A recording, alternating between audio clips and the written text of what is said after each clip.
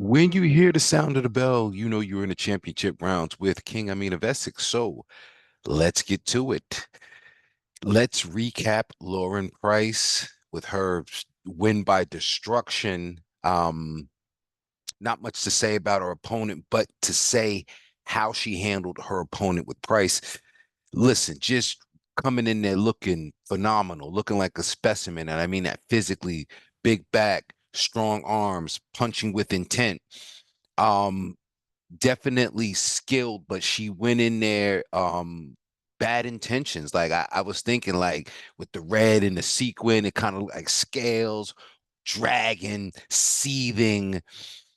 That's the kind of intensity that I like from fighters. And Lauren Price seems to have a bit of a switch. Like she's usually a calm, demeanored person, but yeah, she's coming for blood. And so Natasha Jonas, who is by all means and all accounts world class, Miss GB.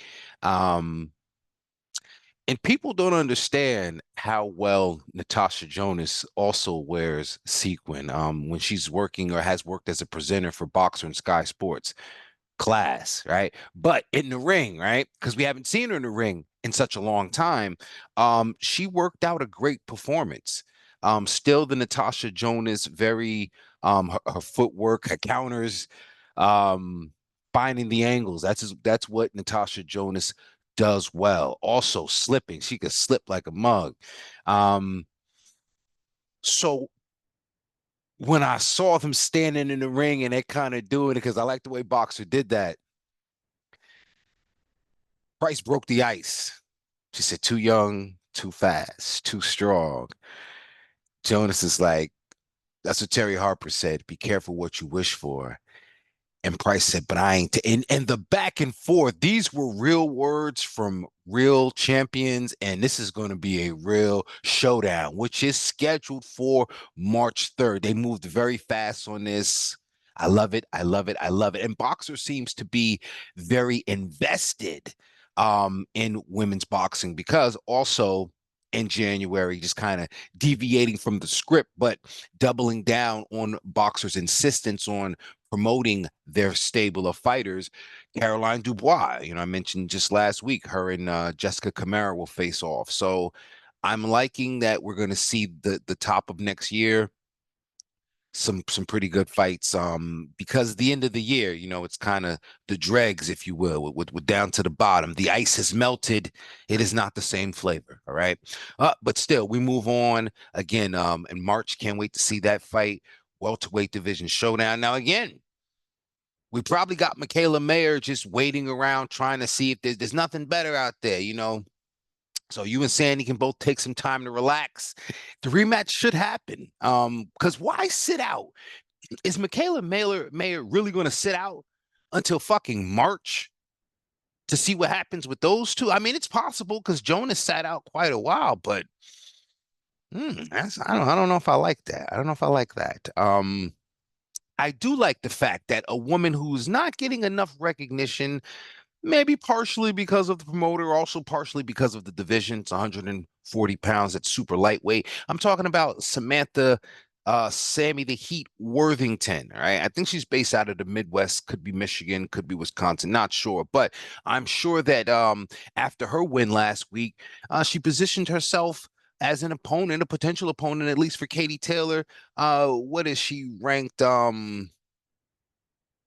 think she's ranked number three in the WBA or something like that, and ranked number one in the WBA. I could be wrong, but again, now the only way, and this is no slight to Worthington because she's, an interesting fighter. She switches from southpaw to conventional.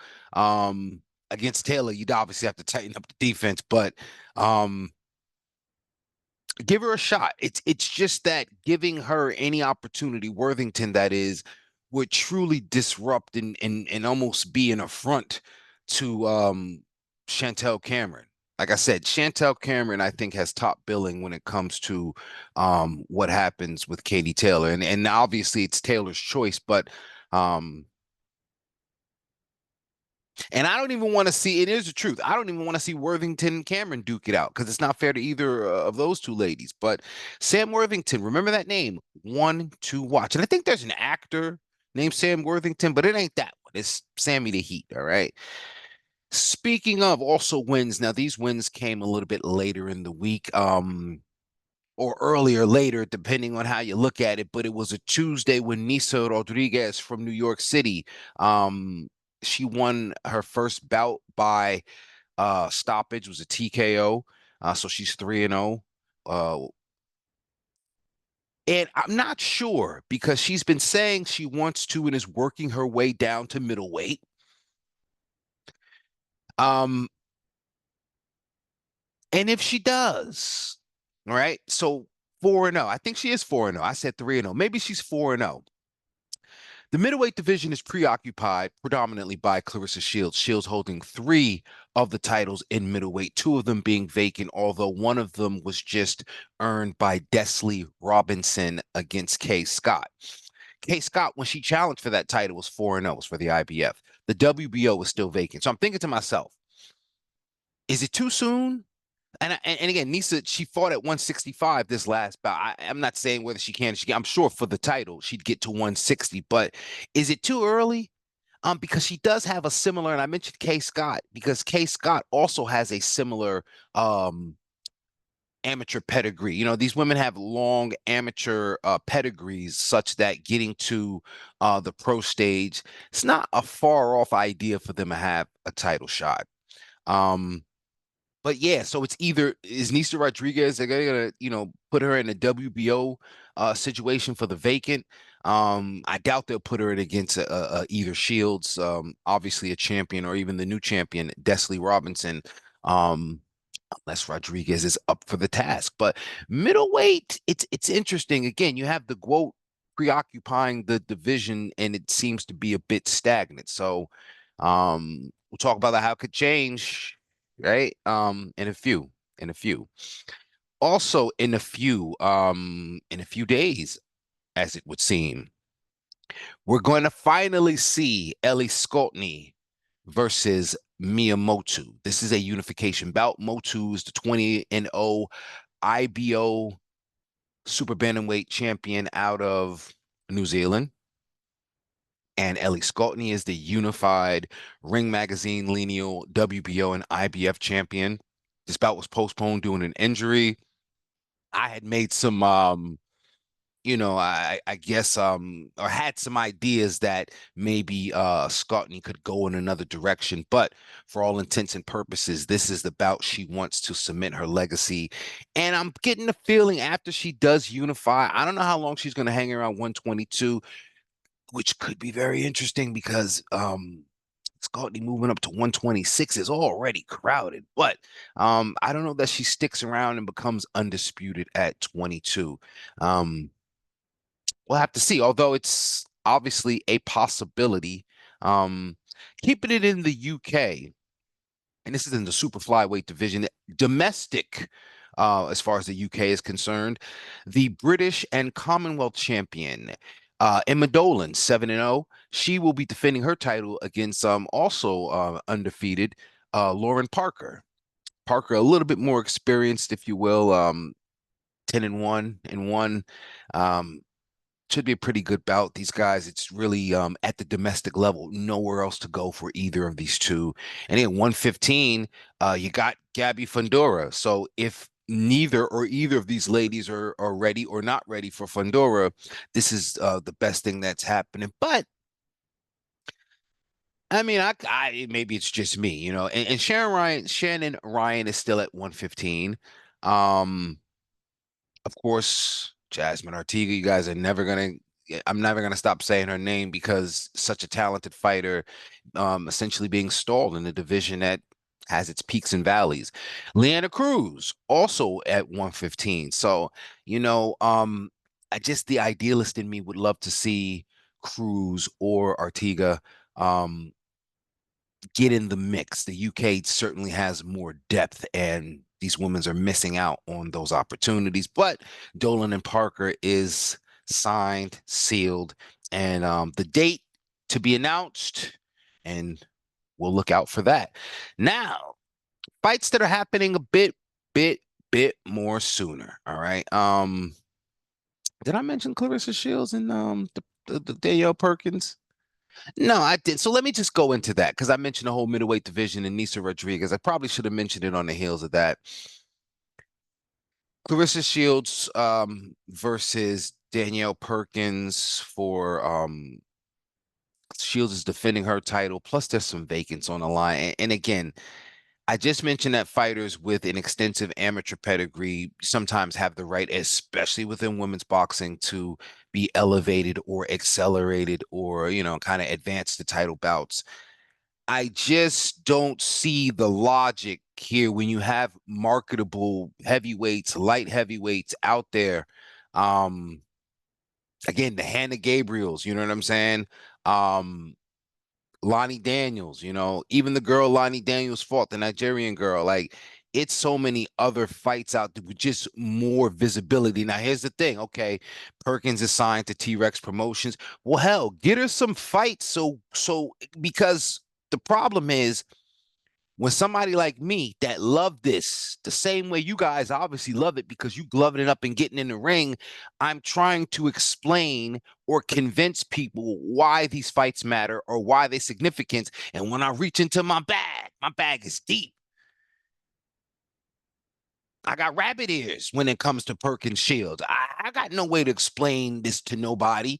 Yeah, and figure again the titles thing because when I explained were the titles, well, they were vacant, so they were just sitting around and it gets too deep.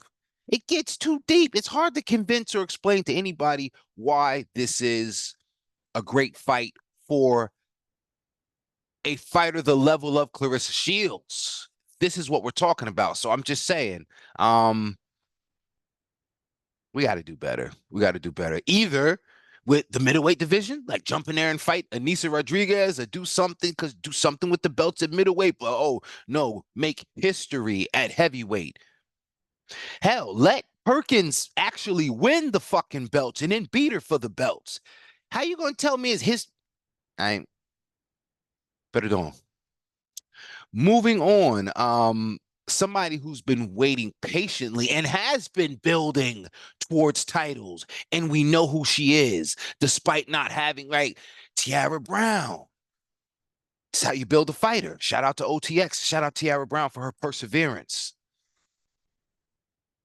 Possibly being willing to step aside yet again, except I hope they giving you a bag.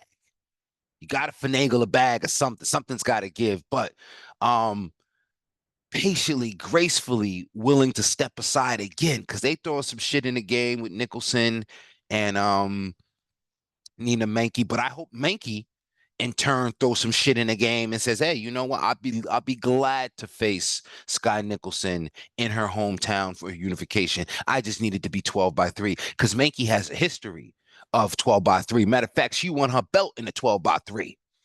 So she could say, yeah, all right, cool. We'll do it. So since they're throwing shit in the game, Tiara Brown is, she's moving on, going to stay busy in an opponent that is a common opponent with Amanda Serrano. Stevie Morgan actually lost to this journey woman of a fighter, Calista Salgado from Colombia.